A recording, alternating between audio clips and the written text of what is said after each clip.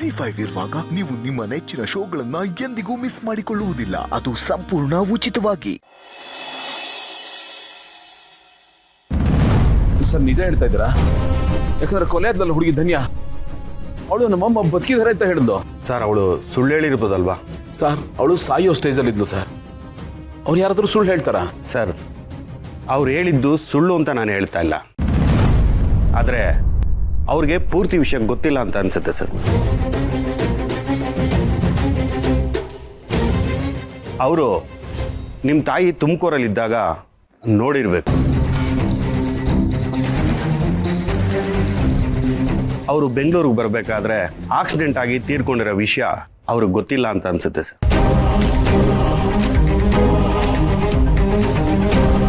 ಅದಕ್ಕೆ ನಿಮ್ಮ ತಾಯಿ ಬದುಕಿದ್ದಾರೆ ಅಂತ ಹೇಳಿ ನಿಮ್ಮನ್ನ ಕನ್ಫ್ಯೂಸ್ ಮಾಡಿದ್ದಾರೆ. ಅಲ್ಲ ಸರ್, ಬಟ್ ನಿನ್ನೆ ನೀವು ಫೋನ್ ಮಾಡಿಬಿಟ್ಟು ಲೀಡ್ ಸಿಕ್ಕಿದೆ ಅಂತ ಹೇಳಿದ್ರಿ, ಈಗ ನೋಡಿದ್ರೆ ಹೀಗೆ ಹೇಳ್ತಿದ್ದೀರಾ? ಲೀಡ್ ಸಿಕ್ಕಿತ್ತು ಮೇಡಮ್. ಅವ್ರು ಗೊತ್ತಿರೋನೊಬ್ಬರನ್ನ ವಿಚಾರಿಸಿದಾಗಲೇ ಗೊತ್ತಾಗಿದ್ದು, ನಮಗೆ ಈ ವಿಷಯ ಗೊತ್ತಾಗಿತ್ತು.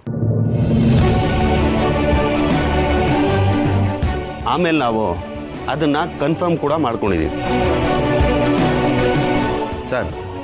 ಅಲ್ಲಿ ಆಕ್ಸಿಡೆಂಟ್ ಆಗಿರೋ ಜಾಗ ಇದೆಯಲ್ಲ ಸರ್, ಅಲ್ಲಿ ಲೋಕಲ್ ಪೊಲೀಸ್ ಸ್ಟೇಷನ್ನಲ್ಲಿ ಕನ್ಫರ್ಮ್ ಮಾಡಿಕೊಂಡು ಕ್ರಾಸ್ ಚೆಕ್ ಮಾಡಿದ್ಮೇಲೆ ಅಲ್ಲಿ ತೀರೋಗಿರೋದು ನಿಮ್ಮ ತಾಯಿ ಮತ್ತೆ ತಂಗಿ ಅಂತ ನಾನು ನಿಮಗೆ ವಿಷಯ ತಿಳಿಸ್ತಾ ಇದ್ದಾರೆ. ಇದು ಚಿಕ್ಕ ವಿಷಯ ಅಲ್ವಲ್ಲ ಸರ್, ಅದಕ್ಕೆ ಅದನ್ನು ಫೋನಲ್ಲಿ ಹೇಳೋದಕ್ಕಾಗಲಿಲ್ಲ. ನೀವು ಅದನ್ನು ತಪ್ಪಾಗಿ ಅರ್ಥ ಮಾಡ್ಕೊಂಡಿದ್ದೀರಾ ಸರ್.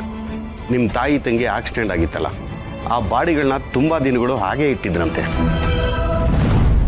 ಅವರು ನೋಡೋದಕ್ಕೆ ಯಾರೂ ಬರಲಿಲ್ಲ ಅಂತೇಳಿ ಅವ್ರ ಕಡೆಯವರು ಯಾರೂ ಇಲ್ಲ ಅಂತ ಅನಾಥ ಶವ ಅಂತ ಕನ್ಸಿಡರ್ ಮಾಡಿ ಅವರೇ ದಫನ್ ಮಾಡಿದ್ದಾರೆ.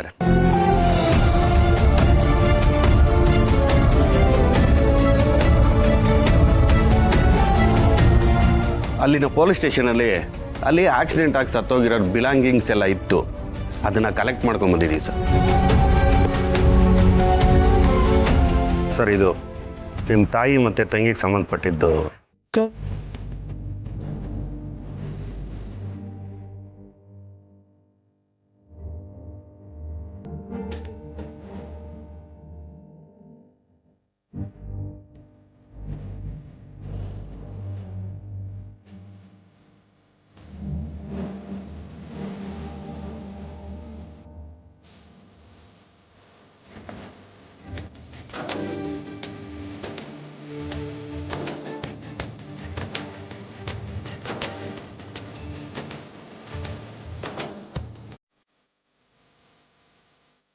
ಒನ್ ಸೆಕೆಂಡ್, ಸಾರಿ ಸರ್, ನಮ್ಮಿಂದ ಏನೂ ಮಾಡೋದಕ್ಕಾಗಲಿಲ್ಲ.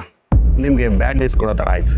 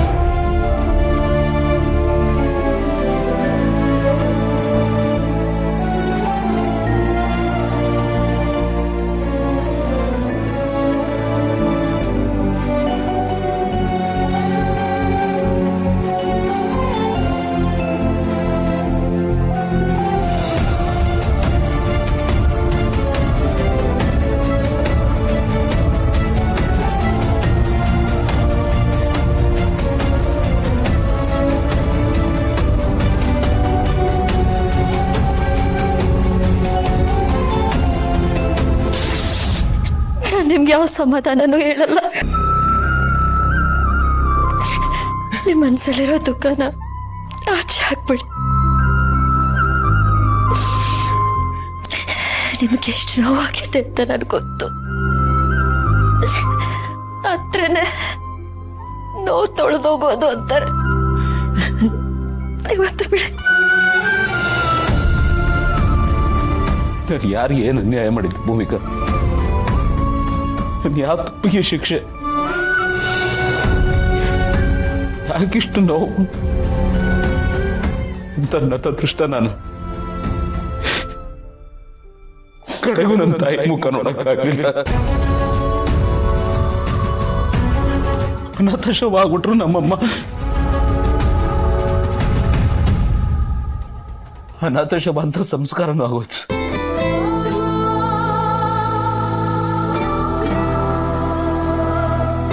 ಯಾಕಿರ್ಬೇಕು ನಾವು? ಯಾಕೆ ಬದುಕಿರ್ಬೇಕು? ದೇವ್ರಿಗೆ ಯಾಕೆ ಇಷ್ಟೊಂದು ಅನ್ಯಾಯ ಮಾಡ್ತಾನೆ?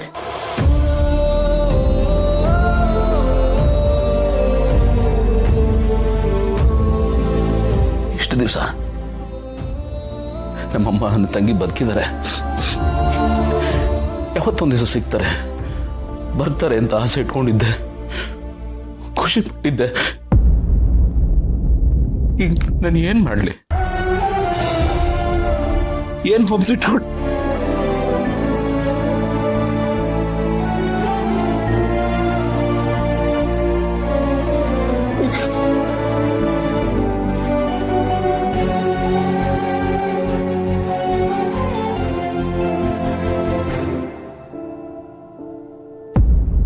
ಅನಾಥ ಆಗ್ಬಿಟ್ಟೆ ಭೂಮಿಕಾ. ನಾನು ನನ್ನ ಅಮ್ಮನ್ ನೋಡ್ಬೇಕು, ಅವ್ರ ಸೇವೆ ಮಾಡ್ಬೇಕು ಅಂತ ಅನ್ಕೊಂಡಿದ್ದೆ. ಯಾವುದೂ ಆಗ್ಲಿಲ್ಲ. ಕೊರಗು ನನ್ನಲ್ಲಿ ಹಾಗೆ ಉಳ್ಕೊಂಡ್ಬಿಡುತ್ತೆ. ಆ ಕೊರಗು ಜೊತೆನೆ ಜೀವನ ನಡೆಸ್ಬೇಕು ಅನ್ಸುತ್ತೆ.